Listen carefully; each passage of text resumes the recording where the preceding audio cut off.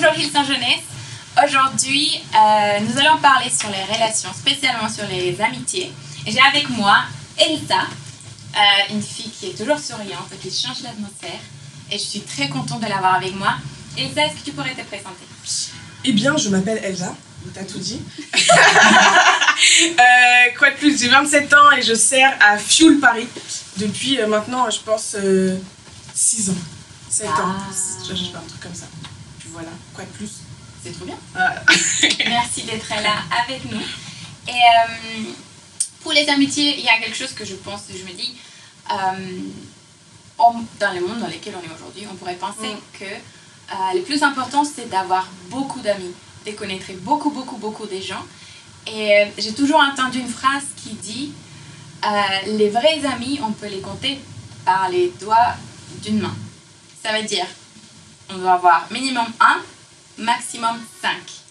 Et il y a un verset qui se trouve, un proverbe 18-24, pardon, qui dit « Celui qui a beaucoup de compagnons les a pour son malheur, mais il a des amis plus attachés que des frères. » Donc, qu'est-ce que tu penses, Elsa, de cette pensée les amis, on peut les compter par les doigts d'une main?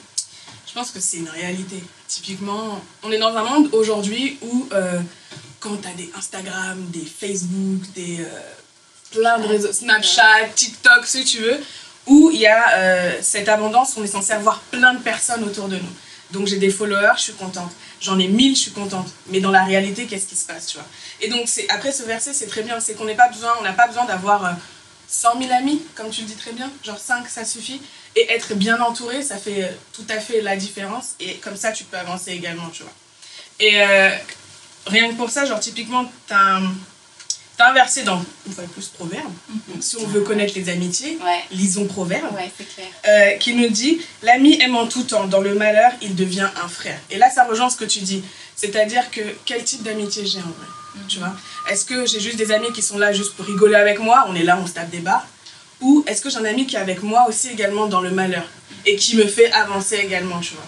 Et donc moi, de ce que je pense, c'est qu'on n'a pas besoin d'avoir 100 000 amis, comme tu dis, sur le doigt d'une main, c'est l'essentiel. Est-ce que si on pourrait parler, par exemple, des connaissances et d'amitié?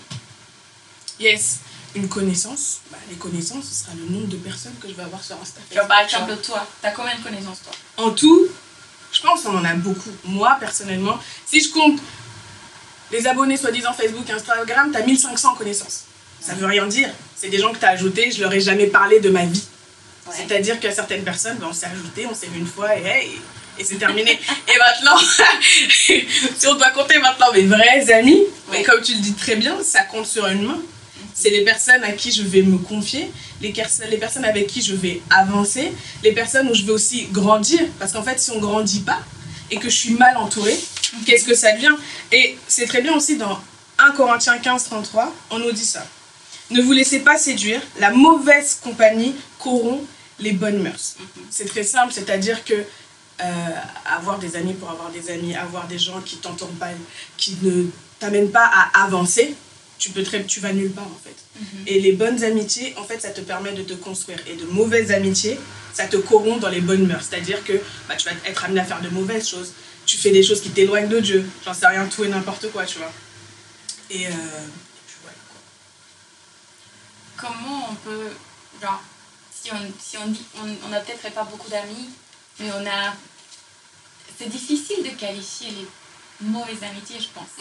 C'est justement ces mauvaises amitiés qui me font sentir que j'appartiens quelque part, si me font sentir valorisée, comment on fait justement pour développer des bonnes amitiés je trouve que c'est pas évident quand on lit dans la Bible, ah oui c'est vrai en fait, les mauvaises amitiés, les corrompent, c'est clair, je ne vais pas avoir des mauvaises amitiés, mais ça se trouve que dans ces 5 amis que j'ai, ils sont pas des bonnes amitiés, mais j'ai que ces 5, donc c'est comment on peut développer des amitiés ou qu'est-ce qu'on cherche peut-être dans des amitiés? Moi, je pense que typiquement, qu'est-ce que je cherche dans une bonne amitié en tant que moi, Elsa Lass, ça va être quelqu'un qui va pouvoir m'élever. Ou quelqu'un où le jour où je fais n'importe quoi, aura l'audace de me dire Elsa, tu t'éloignes, reviens, tu vois. Pas juste des amis qui vont juste flatter mon ego, tu vois. Ah, t'es stylé, c'est trop bien ce que tu fais. Mais en fait, quand je fais n'importe quoi, comment ça se passe? Est-ce que je garde tout le temps ces amitiés? Est-ce qu'en fait, c'est juste satisfaire, comme je disais, mon ego personnel, et en fait, j'avance pas et je grandis pas, tu vois. Donc, de bonnes amitiés, ce sera des personnes qui vont être franches avec moi. Franche avec moi. Ce sera des bonnes personnes qui vont être franches avec moi, avec qui auront donc la pertinence de me dire comment ça se passe. Et après, une fois de plus, comme je dis tout à l'heure, dans Proverbe, on nous dit ce qui est une bonne amitié. Mieux vaut une critique franche qu'une amitié qui ne s'exprime pas. Wow. Et ben, pour moi, c'est ça la définition de l'amitié. Si demain je flanche, si demain je m'éloigne, est-ce que tu vas me dire que Elsa, tu t'éloignes? Est-ce que tu vas m'aider à grandir, ou on va juste être là pour rigoler, tu vois, et que dans les bons moments, mais pas dans le malheur, comme on l'a dit, et puis tu deviens aussi un frère, tu vois. Mais ouais. Je pense que c'est important de dire aussi que les bonnes amitiés, elles prennent du temps à se développer. Exact. Je pense qu'on on a passé l'année dernière un temps justement où on était enfermés, on ne pouvait pas se voir. Et j'ai connu, je sais qu'il y a des amitiés qui se sont brisées, des relations qui se sont brisées. Et on pouvait se dire, mais je ne comprends pas, qu'est-ce qui s'est passé, on ne se parle plus alors qu'on était super potes, on rigolait beaucoup, on se voyait souvent. Et en fait, je pense qu'il y a une explication tout simplement à ça, et c'est que c'était des amitiés qui n'étaient pas fondées dans la profondeur, parce que peut-être c'était très fraîche, parce que peut-être, certes on avait passé beaucoup de temps ensemble, mais on est resté peut-être sur la surface, mais il n'y a eu pas cette profondeur, alors que contrairement à ces amitiés qu'on a depuis longtemps, elles se sont peut-être plus fortifiées, elles se sont approfondies, elles se sont développées, parce que dans la difficulté on a su peut-être se dire j'ai besoin de parler à quelqu'un, donc je vais faire appel à cette personne que je me rappelle, elle m'a écouté. Et du coup, je pense que c'est important de l'avoir justement pour les futurs, avoir cette idée que le temps dans les amitiés, c'est important. Le temps, peut-être justement, on veut avoir tout plein d'amis d'un seul coup, mais la réalité, c'est que les bonnes choses dans la vie, elles se développent avec le temps. Et que il y a un verset aussi, je ne l'ai pas avec moi dans la Bible, qui dit que celui qui veut avoir des amis, il doit se montrer ami. Et je pense que la Bible nous invite à, si je veux avoir des amis, ma mission c'est avant tout d'être un ami. Donc de voir comment je peux justement être là pour quelqu'un qui ne va pas bien, qui a besoin d'être écouté, qui a besoin d'être encouragé, être là justement pour les gens, pour les anniversaires, mais rappeler justement de la date d'anniversaire de cette personne, et pas justement être toute son qui peut me donner. Mais je pense qu'au moment où on va donner à ces personnes, on dit, moi, aujourd'hui je ne suis pas amie de cette personne, mais elle est quelqu'un de bien, il est quelqu'un de bien, j'aimerais que cette personne soit mon amie, je vais commencer à investir dans la vie de cette personne, de ce que je peux investir, de mon temps, de mes encouragements, mon amitié tout simplement. Et je pense qu'avec le temps, on pourra récolter aussi de ce qu'on a fait. Clairement. Donc, il y a une autre chose dont on aimerait parler, et c'est les limites. Les limites dans les amitiés. Bien sûr, c'est super important de rester inclusif. Certes, on parle des 5, d'avoir les amis dans les 5 dates d'humain, mais il ne faut pas non plus qu'on soit fermé. Moi, tu sais, moi j'ai 5 amis, j'arrête. Parce que la vérité, c'est qu'on a aussi des amitiés qui sont en saison. Genre, je sais que des amitiés, par exemple, du collège, du lycée, il ne me restait pas beaucoup, mais tout au long, j'ai développé d'autres amitiés. Donc, c'est important quand même toujours de rester inclusif, parce que ça se trouve, j'aurai une nouvelle amitié qui durera pour toute la vie, ou que sera pour les 5 prochaines années. Une amitié très proche. Mais là-dedans aussi, c'est très important de placer des limites dans nos amitiés. Et souvent, on peut penser que les mots limite, c'est un mot très négatif. Mais j'aimerais vous le montrer sous un autre angle. C'est que si je pense aujourd'hui à ma chambre, par exemple, ma chambre, elle a des limites, c'est mon espace. Les limites de ma chambre sont les murs et la porte. Si cette porte, elle est fermée, ça veut dire qu'il ne faut pas rentrer, que je ne veux pas être dérangée. Donc, s'il y a quelqu'un qui passe dans le couloir, cette personne ne rentre pas, au moins elle s'annonce si elle veut rentrer. Par contre, si cette porte elle est ouverte, quelqu'un qui passe, elle va pouvoir venir faire coucou ou parler avec moi. Donc c'est pareil avec les amitiés. Les limites ne sont pas des choses négatives, mais au contraire, elles donnent un périmètre de ma vie aux autres, mais aussi de la vie des autres pour moi. Donc, qu'est-ce que tu penses, Elsa, par rapport aux limites? Est-ce que tu as des idées concrètes sur des limites dans l'amitié? Donc l'exemple de la chambre, c'est très parlant. Et typiquement, les limites dans l'amitié, ce sera, bon, bah, des fois, ça arrive ce moment où tu as ton ami qui va mal. Et tu veux tellement l'aider que tu es en mode, mais il faut que tu me racontes ce qui s'est passé, sinon je peux pas t'aider. Tu vois. Et donc, tu vas forcer, tu voudras rentrer dans cette zone où il a fermé la porte, en fait, clairement. Tu vas le forcer, et tu vas forcer la porte pour rentrer, un peu comme un voleur, tu vois. Finalement, ce que lui va te donner, c'est pas ce que lui il a voulu te donner, tu vois. C'est limite, tu lui as volé l'information, tu vois. Et donc, si la personne, elle te dit, typiquement, bah écoute, Elsa, non, j'ai pas envie d'en parler. C'est ok, c'est pas grave. Et ça ne veut pas dire qu'on n'est plus amis parce que la personne, elle veut plus que je lui en parle, tu vois. Mais bien au contraire, que c'est là, tout de suite, c'est difficile et je vais pas en parler. Laisse-moi le temps. Et comme on dit, il y a toujours un temps pour tout. Il y a un temps pour pleurer, il y a un temps pour rire. Ben là, il y a un temps pour parler, il y a un temps pour garder pour soi, tu vois. Et donc, typiquement, ce que tu devrais faire, c'est juste dire rester là et être patient et te comporter donc comme un ami et juste être à l'écoute. Si la personne veut parler, tu parles. Si la personne pleure, je pleure avec elle. C'est ça aussi l'amitié. Je m'assois à côté de toi, on pleure ensemble, on rigole ensemble, on partage les joies ensemble et on partage les malheurs ensemble. Et c'est ça qui définit aussi des bons amis.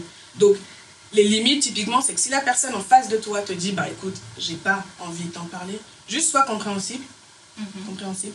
Et le français, juste sois compréhensible et prends tes distances. Et inversement, toi, t'es pas obligé de tout raconter.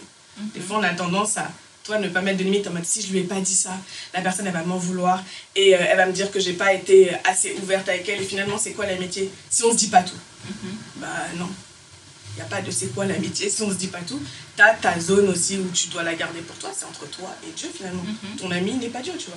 Oui, donc, c'est ce qu'il faut se dire. Des fois, on a tendance à mettre beaucoup de poids dans l'amitié, tu vois, et en mode tu dis tout, je me confie d'abord à mon pote ou ma pote, et ensuite j'en parle à Dieu. Bah, venez, on fait les choses à l'endroit, tu vois. Ouais, d'abord, j'en parle à Dieu, et ensuite, je vais voir mon pote. Si Dieu me dit, bah, tu sais quoi, tu peux lui en parler, cette personne, elle va t'aider, tu vois. Donc les limites, je pense que c'est comme ça qu'on peut les fixer, tu vois. Est-ce que tu as des exemples par rapport à toi? Là, c'est par rapport, là, tu viens de donner un exemple par rapport aux autres. Ouais. Est-ce que par rapport à toi, est-ce qu'il y a un moment dans une amitié, tu t'es senti bousculé, genre en mode, oula, tu vas trop loin ou Ouais, typiquement, si j'ai pas envie de parler, je dirais rien. Ouais. Mais souvent, je vais peut-être être dans l'autre sens. Ça va être peut-être cette personne qui va être moi, être trop intrusive parce que je veux savoir. Tu veux aider. Bah, je veux aider. T'es en mode t'es mal, il faut que je t'aide, il faut que je trouve une solution tout de suite, tu vois. On fait quoi? On fait comment? C'est moi ta solution. En fait, c'est pas vrai, tu vois. Du coup, c'est plutôt dans ce sens-là, tu vois. Mais après, dans mon sens, j'arrive très vite à fermer les portes, tu vois. Comment tu fais ça? Parce que c'est cool de le dire, je vais placer des limites. Mais si, enfin, j'ai un ami ou j'ai plusieurs amis que j'aime beaucoup, je ne veux pas les brusquer, je ne veux pas les blesser, je ne veux pas les éloigner parce que si j'ai une amitié précieuse, je ne veux pas que cette personne se sente que bah, je ne l'aime pas, je ne l'aime plus ou que je la bloque. Ouais, c'est vrai. Comment concrètement, parce que c'est concrètement, comment je peux placer des limites en restant rempli d'amour, je pense, ou laissant la porte ouverte justement pour cette amitié. C'est ça, bah, la personne elle viendra me voir, Elsa tu veux pas. Ça serait, moi on m'a souvent reproché, moi je me confie à toi Elsa mais toi tu dis rien. Ouais. Tu vois, ça c'est un truc qu'on me reproche souvent. Toi tu dis rien, on sait pas ce que tu penses, on sait pas. Oui je sais, et après c'est une certaine pudeur aussi. Donc après d'un point de vue concret, et j'ai pas perdu mes amitiés pour ça tu vois. Donc tu vois, c'est-à-dire c'est que je vais rester donc présente et pas parler dans la superficie mais te donner un état d'esprit en mode si le souci c'est parce que ça va pas bien à la maison, je vais juste te dire bah écoute en ce moment je vais pas bien, je vais le déclarer, je vais te dire j'ai pas envie d'en parler tu vois. Et il faut le dire, des fois t'as pas tendance à le dire et tu te mets à raconter toute ta life alors que de base tu voulais pas le dire tu vois. Dis juste j'ai pas envie d'en parler mais quand je serai prête d'en parler tu seras la première personne que j'appelle, la deuxième personne que j'appellerai, tu vois. La deuxième personne que j'appellerai, c'est juste pas avoir peur de parler aussi dans son amitié, quoi. Merci beaucoup, Elsa, de nous avoir partagé ça. Et j'espère qu'avec ce qu'on a parlé aujourd'hui, vous puissiez justement développer plus de conversations dans vos groupes. N'hésitez pas à partager avec vos leaders, n'hésitez pas à poser des questions à vos leaders. Je pense que même s'ils n'auront pas toutes les réponses, ils feront tout pour les retrouver, pour vous aider à développer des bonnes amitiés, des amitiés saines. Soyez bénis.